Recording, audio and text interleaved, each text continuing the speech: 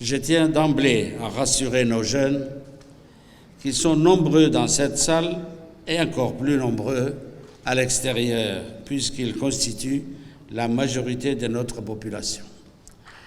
Je tiens donc à dire à nos jeunes que ce n'est pas un jour dans l'année que le gouvernement se préoccupe de vos attentes et de vos aspirations.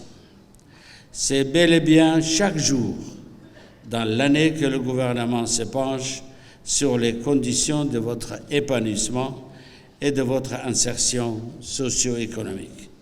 Il ne peut pas en être autrement dans un pays comme le nôtre, où la jeunesse forme un paradigme indispensable et irremplaçable de son futur. Il ne peut pas en être autrement dans un pays comme le nôtre, où la jeunesse est son atout majeur pour sa croissance et son développement.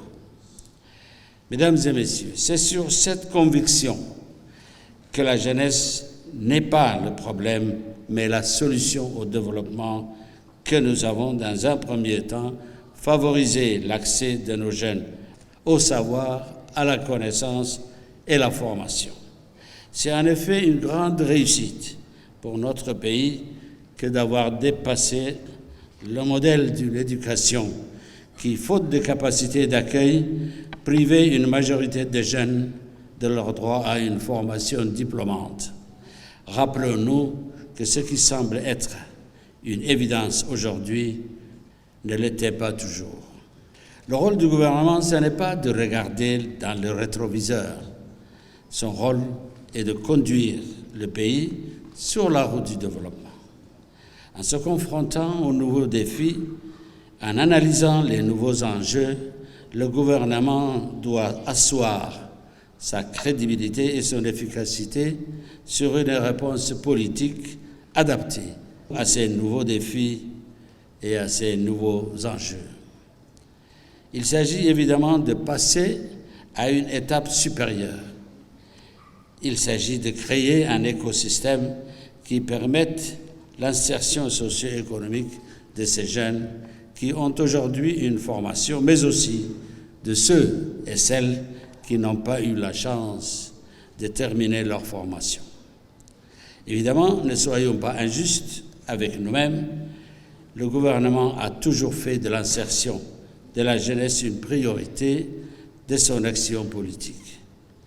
Avec des réussites tangibles et palpables, sans être exhaustif, rappelons-nous du service national adapté qui a été en son temps un formidable instrument de lutte contre le chômage pour une certaine catégorie de nos jeunes.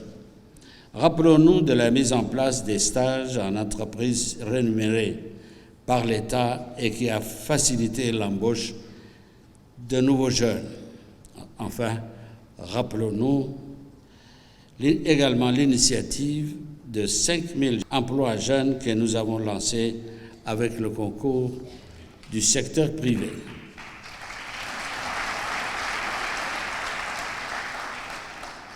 Que le gouvernement ne baisse pas le bras face au fléau du chômage qui terrasse nos jeunes. Mais nous devons avoir l'honnêteté de reconnaître qu'il n'y a pas de recette magique face à cette situation.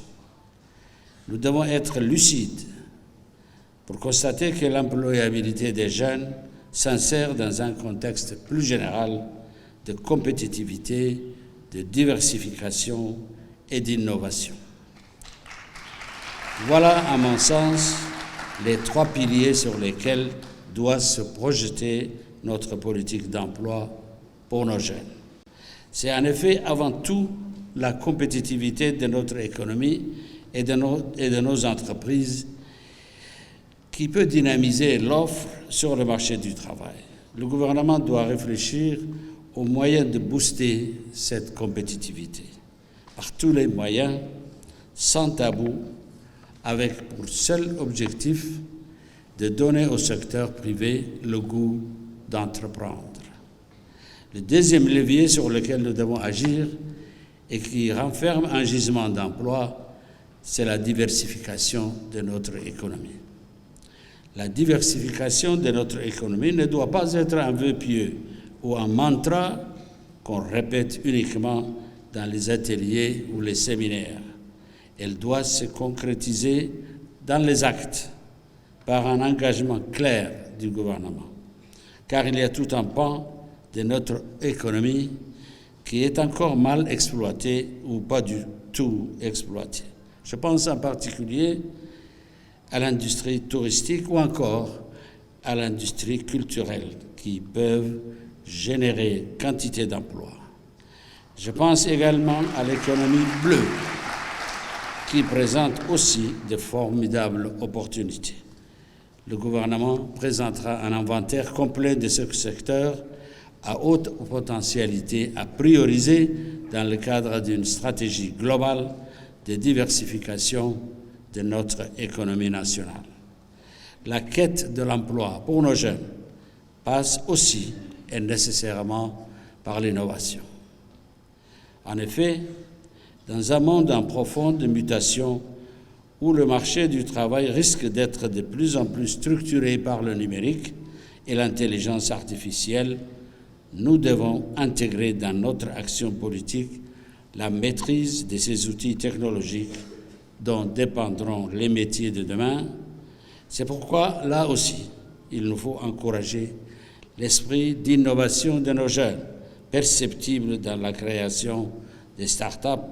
Il nous faut être à l'écoute de l'imagination et de l'inventivité des jeunes dont peuvent jaillir des solutions innovantes et qui peuvent avoir des incidences heureuses sur la création d'emplois. D'ores et déjà, le gouvernement veillera à ce que les recommandations de nos jeunes issues des différents ateliers qui ont précédé cette journée soient intégrées dans un plan d'action.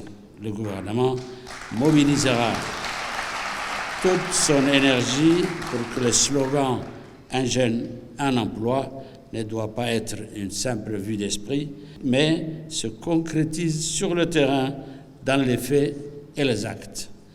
Je vous remercie de votre attention.